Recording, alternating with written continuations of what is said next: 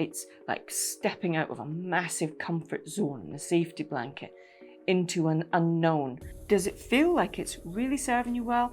And is it completely true? No, actually, I'm not stupid. Just because I don't know that, I know other things. The general rule is 99% of the things that we believe about ourselves have come from other people. In what ways can they limit us and stop us doing things that we'd like to be able to do? Hello everybody, I'm Catriona Morten. I'm a sensory-motor psychotherapist. And today I'd like to talk to you about limiting beliefs and where they've come from. But before I jump into that, if you're enjoying these videos, then please give us a like, subscribe to our channel, because it really helps us get our message out there to loads more of you. Limiting beliefs. These can be quite unconscious. They can be so ingrained that we often don't really know that they're there. We might have a slight suspicion that, we're held back by different things, that we have different views on things. And very often we're completely unaware that we hold these beliefs about ourselves. Every now and again, something might just pop up and give us a bit of a clue, but we just put them to one side. And when it's something that either we've been told over and over and over again, or it's an experience we've had over and over and over again, then it becomes completely ingrained and normal. It's as normal as breathing. And so we don't actually notice and have any understanding of how these messages that we're given, or these consistent experiences, are actually impacting on us, and the effect that they're having on both the way that we feel about ourselves, the things we think about ourselves, and how it makes us react in certain circumstances. Sometimes that's, we withdraw from things, we don't put ourselves forward for things, we stay quiet when we'd like to speak, or they're just things that limit our life in a way that we kind of know that we do these things, but we often don't know why. And every now and again we might go, I wonder what that's about. And our head will try and kind of rationalise what it could be. But we rarely go, I wonder what my belief systems are. I wonder what I believe about myself. I wonder what messages I've really taken in and made them my own. And, when we're little, we're really impressionable and we trust that the adults always know best. And so most of the time, we completely trust what we're told about ourselves. And, sometimes those are really positive things, but sometimes, certainly for the people I see, they've been pretty negative things, and they're things that really hold them back in life. Often, the unconscious, especially with movements, when I'm working with someone, you can see the unconscious coming through because they'll talk about something that they can't do, and then it's like, if it's over there, it's like, and I'd like to be able to do that, but I just can't. And they'll make a gesture into that space. And when I say, well, that's interesting, because you've got that experience, that kind of future thing over there, and your hand went out there. Were you aware of that? No. Wonder, what would it be like to do that consciously? Oh, I just don't feel comfortable doing that. I don't know why. It just feels, it's like, okay, well then you know that there's something else going on in the unconscious, the subconscious, the part of our brain that isn't just alert and observing and interacting with everyday life. It's like a bit of a subtext going on. Now, a really good way of working with these beliefs, and it's actually something we can do with ourselves. When we sit, we sense in, and that can just be as much as, feeling your body in the chair, feeling your feet on the floor. If you can, just be aware of how your body's breathing right now, just so that you've got a sense of this and it's not just all here. And we can use probes such as, you are good enough, just the way you are. Maybe repeat it a couple of times to yourself, and then notice what things bubble up in opposition to that. What makes that so difficult to just take in and go, yeah, do you know what? I'm absolutely good enough just the way I am. I don't have to be any more or any less. People can just take me as they find me.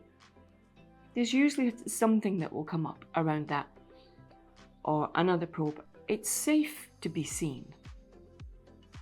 And again, repeat that a couple of times to yourself. Yeah, it's safe to be seen, to show up.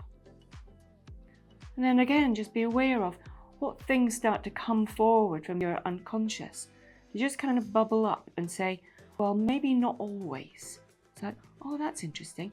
And these can be really good things to kind of jot down as they're coming up if they're doing it for yourself. It's like, oh, that's an interesting one. Where did that come from? And just make a note of them. When I'm working with someone, obviously I hear them and I will repeat them back.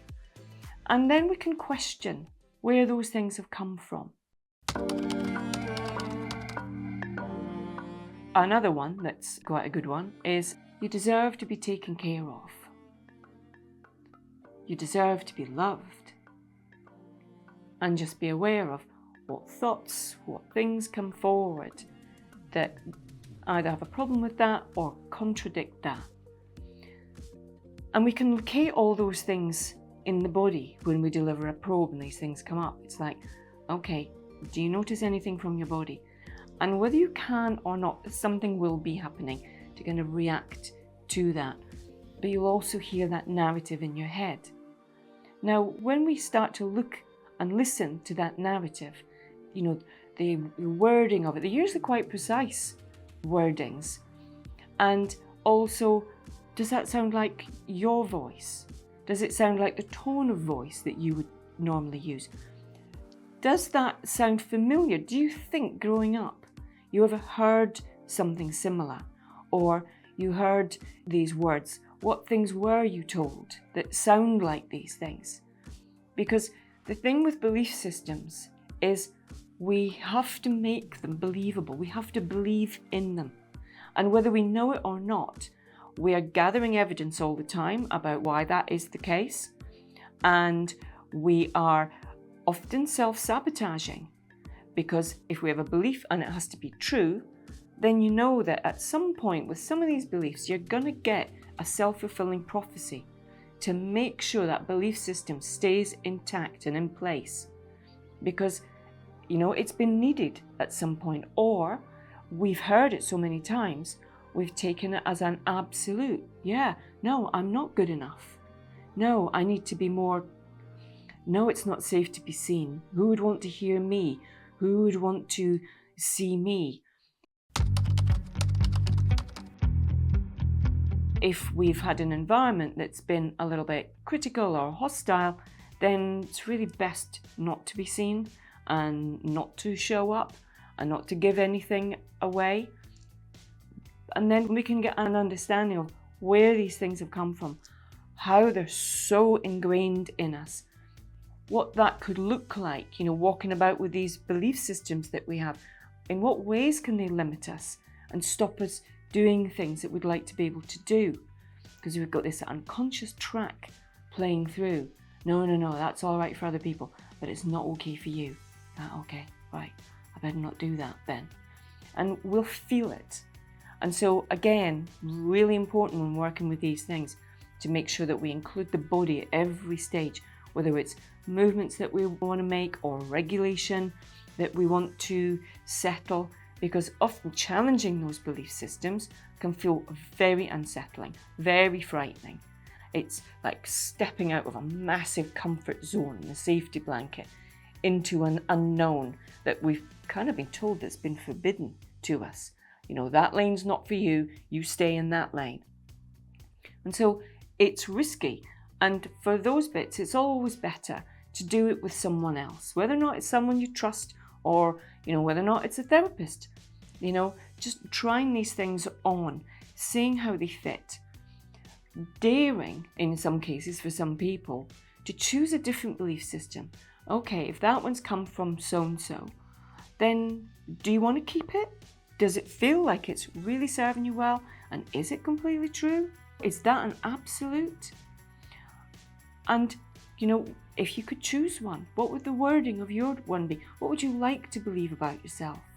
What things could you believe about yourself that actually, would enhance your life, make things easier, give you more? Then those are really good pieces of work to do. And Sometimes I've heard people say, so are you saying fake it till you make it? No, but try on. If your belief system makes you want to shrink and not be seen, what's it like if you lengthen your spine and raise your head up and, put your shoulders back and actually, get your new belief system and say it? Reminding those little parts of you, actually nothing terrible happened. Nobody came and had a go at me. Everything still looks the same. Everything still feels the same. No, that wasn't catastrophic. I mean, you might have a few kind of things coming up in your head, and we can listen to them and say, yes, you had a point back then. Back then, that was probably true. But right now, it's not true. So we're never telling anything that comes up for us or any part that shows up that they're wrong. They shouldn't be there. No, they've served a purpose. They're there. Every thought and everything is welcome. It's just that we can have something after it. And I catch myself doing it. And, it can be a long process.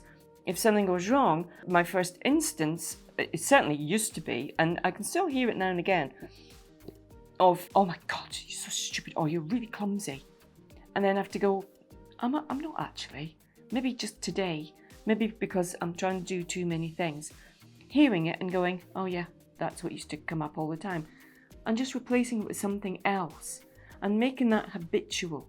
It's like, no, actually, I'm not stupid. Just because I don't know that, I know other things. I can work other things out. I'm not stupid.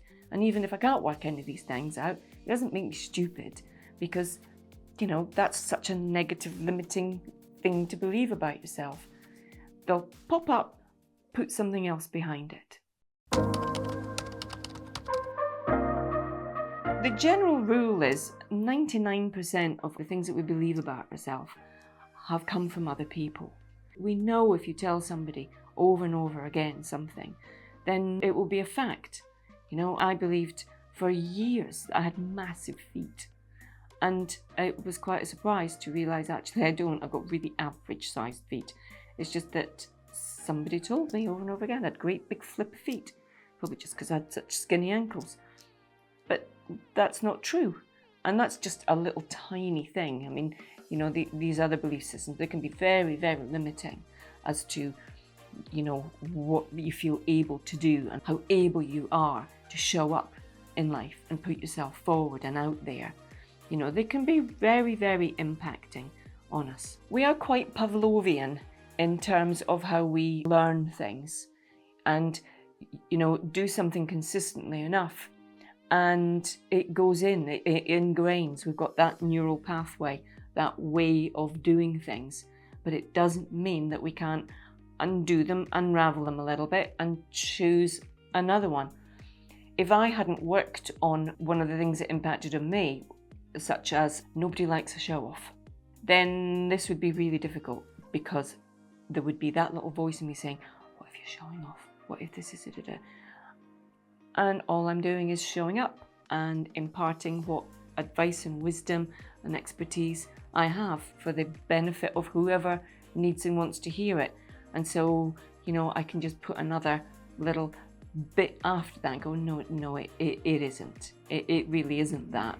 It's something else. And it's for benefit and good of others and not just me. So I really hope that's been helpful, useful, interesting. If you've enjoyed this video, then please give us a like, subscribe to our channel, and I look forward to seeing you again very soon. Okay, bye.